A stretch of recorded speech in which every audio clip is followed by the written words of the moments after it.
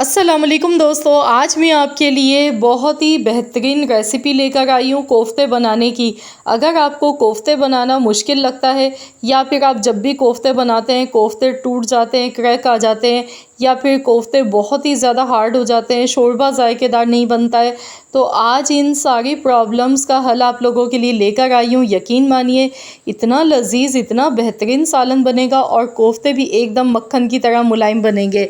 तो चलिए रेसिपी देख लेते हैं। इसके लिए सबसे पहले मैंने चॉपर ले लिया है, इसमें आधा किलो कीमा डाल देंगे। मटन या बीफ का कीमा जो भी आपके पास हो वही आप ले लीजिएगा। आधा किलो कीमा मैंने लिया है और मैंने इसमें 2 बोटी फैट की यानी कि चर्बी चिकनाहट भी डाली है ताकि कोफ्ते हमारे बहुत ही जूसी बने। तो कीमा आप जब भी लेकर आएँ तो वॉश करने के बाद स्ट्रेनर में रखें, इसका पानी सारा पहले ड्राई कर लें। अब इसमें प्याज मैंने डाली, आधी प्याज है, 3 से 4 हरी मिर्चें ली हैं, 3 टेबल स्पून मेरे पास चने हैं, ये भुने हुए चने हैं, तो इनको पीस के पहले मैं इनका पाउडर बना लूँगी। चनों का पाउडर इसमें डाल देंगे। मशीन का बारीक पिसा हुआ मैंने कीमा लिया था लेकिन फिर भी एक बार हम इसे पीसेंगे। इसमें मैंने गरम मसाला डाला है 1 टीस्पून, नमक हाफ़ टी स्पून, धनिया पाउडर इसमें जाएगा हाफ़ टेबल स्पून, आधा चम्मच लाल मिर्च का पाउडर, साथ में पिसी हुई खसखस है मेरे पास, खसखस का पेस्ट चाहिए। तो खसखस को जो धोकर और पीस के इसका पेस्ट बनाते हैं, इसका तरीका मैं कई बार बता चुकी हूँ। 2 चम्मच यहाँ पर पिसी हुई खसखस आपने डाल देनी है। इसके बाद इसमें घी डालेंगे 1 टेबल स्पून भर के। घी डालने से कोफ्ते जो है हमारे बहुत ही जूसी और सॉफ्ट बनेंगे। वैसे तो मैंने इसमें थोड़ी सी फैट भी ली है, 2 बोटी इसमें चर्बी की भी हैं, लेकिन मैंने थोड़ा सा घी मज़ीद और डाला है ताकि कोफ्ते हमारे एकदम सॉफ्ट मक्खन की तरह बने। तो यही वो ट्रिक होती है, जब कीमे में जूसीपन होगा तभी आपके कोफ्ते बहुत ही सॉफ्ट मक्खन की तरह मुलायम बनेंगे। तो यहाँ मैंने चॉपर में डाल के इसे अच्छी तरह पीस लिया। अगर आपके पास चॉपर नहीं है तो आपने सिल पर हाथ से पीसना है इन सारी चीज़ों को। जब भी आप बाज़ार से कीमा लेकर आएँ तो आपने एक बार इसे लाजमी पीसना होता है। ये देखिए रुई की तरह एकदम मुलायम हो जाना चाहिए कीमा। ये देखिए जिस तरह मैं आपको दिखा गई हूँ, मैंने आपको बिल्कुल क्लोज़ करके दिखाया है। अब हम इसके कोफ्ते बना लेंगे, गोल गोल शेप में बनाएंगे। तो यहाँ पर मैं थोड़े मीडियम साइज़ के बना गई हूँ, आपकी मर्ज़ी, आप छोटे या बड़े साइज़ के जैसे दिल चाहे बना सकते हैं। ये देखिए कोफ्ते जब भी बनाएंगे तो इसमें बिल्कुल भी क्रैक नहीं होना चाहिए, अच्छी तरह से आपने इसे गोल करना है। तो यहाँ पर बड़े ही चिकने चिकने से ज़बरदस्त से कोफ्ते देखिए बन के तैयार हो गए। एक कोफ्ता मैं आपको मज़ीद और बना के दिखा देती हूँ। ये देखिए बहुत आसानी से बन गए। आप चाहें तो हाथों को गीला कर लें हल्का सा फिर बनाएं, तो ये बिल्कुल भी इनमें क्रैक नहीं आएगा, आसानी से आप इन्हें हैंडल कर सकते हैं। तो यहाँ देखिए माशाल्लाह अल्हम्दुलिल्लाह आधा किलो कीमे के साथ कितने सारे हमारे कोफ्ते बन के तैयार हो चुके हैं। अब इसके लिए स्पेशल मसाला बनाएंगे। तो इसके लिए तली हुई प्याज मैंने ली है, मेरे पास पहले से तली हुई प्याज़ें रखी हुई, मैंने वही ले ली है।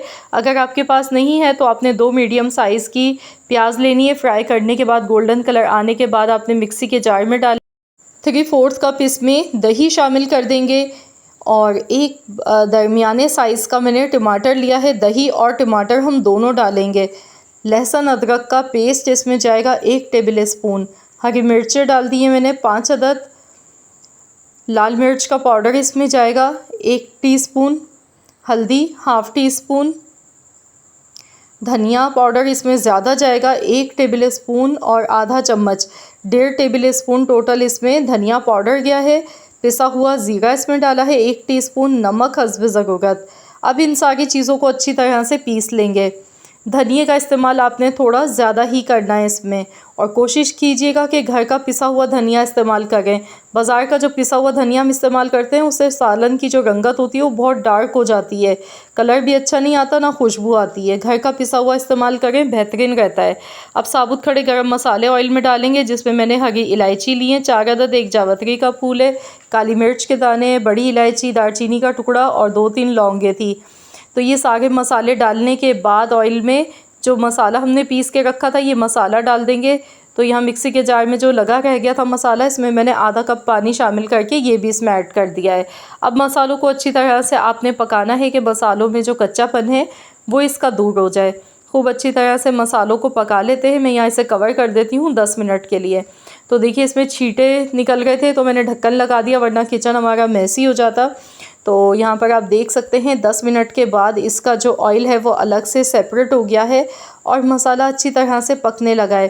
बीच में ही मैंने एक बार इसमें थोड़ा सा पानी ऐड करके इसे पकाया है ताकि मसालों का जो कच्चापन है वो ख़त्म हो जाए और जो हमारा शोरबा है वो बहुत ही खुशबूदार लाजवाब बन के तैयार हो। अब इसमें एक एक करके सारे कोफ्ते डाल देने हैं। कोफ्तों को मैंने कोई फ्राई नहीं किया क्योंकि इसका जो असल जायका है वो इसी तरीके से आता है जब हम इसे इसी तरह से मसाले में डाल के पकाते हैं। तो मैंने यहाँ पर इसे 2 मिनट के लिए कवर कर दिया है। 2 मिनट के बाद अब आपको दिखा गई हूँ, ये देखिए कोफ्तों की जो रंगत है वो चेंज हो गई है और स्टीम इन्हें अच्छी सी लग गई है। तो आपने भी कवर करने के बाद 2 से 3 मिनट तक पकाना है। बस ये ध्यान रखिएगा कि मसाला नहीं जलना चाहिए, हल्की आंच पर पकाना है। अब इसमें हस्ब ज़रूरत पानी ऐड कर देंगे। जितना शोरबा आपको बनाना है उसी हिसाब से आप पानी डाल लीजिएगा। तो आज मैंने इसमें शोरबा थोड़ा सा ज़्यादा रखा है क्योंकि मैं चावल के साथ बना गई हूँ ये सालन। तो चलिए अब इसे कवर कर देते हैं। तो जैसे ही इसमें उबाल आ जाएगा, उबाल आने के बाद 40 मिनट तक आपने धीमी आंच पर पकाना है ताकि कोफ्तों का गोश्त का जितना भी फ्लेवर है वो शोरबे में बहुत अच्छा सा निकल के आना चाहिए। टोटल 40 मिनट के लिए हल्की स्लो आंच पर आपने इसे पकाना है। तो यहाँ देखिए 40 से 45 मिनट हो गए थे पकते हुए। तो चलिए हम देख लेते हैं। देखिए अब मैं आपको दिखा रही हूँ, ये देखिए कोफ्तों में कहीं भी कोई क्रैक नहीं है, ना तो कोफ्ते हमारे टूटे हैं ना बिखरे हैं। बहुत ही बेहतरीन से कोफ्ते तैयार हुए हैं। अब लास्ट में इसमें हरी मिर्चें और खूब सारा हरा धनिया ऊपर से डालेंगे, पिसा हुआ गरम मसाला पाउडर ऐड कर देंगे और इसे अच्छी तरह से एक बार चम्मच चलाते हुए मिक्स कर लेंगे।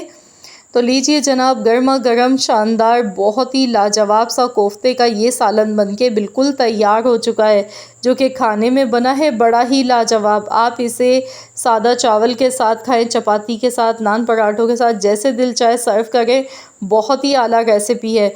तो बकरा ईद के लिए मेरी ये स्पेशल रेसिपी आप लोग अभी से नोट डाउन कर लें, आगे चल के आपके बड़ी ही काम आएगी ये रेसिपी और ये टिप्स एंड ट्रिक्स जो मैंने आप लोगों के साथ आज की इस वीडियो में शेयर की है।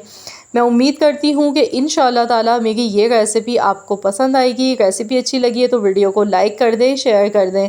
चैनल पर अगर आप मेरे नए हैं, आपने अब तक मेरे चैनल को सब्सक्राइब नहीं किया है, तो मेरी आपसे एक छोटी सी रिक्वेस्ट है कि चैनल को भी एक बार ज़रूर सब्सक्राइब कर लें और साथ ही में दिए गए बेल आइकन को प्रेस कर दें। तो मिलते हैं इंशाअल्लाह ताला एक और नई रेसिपी के साथ। तो जब तक के लिए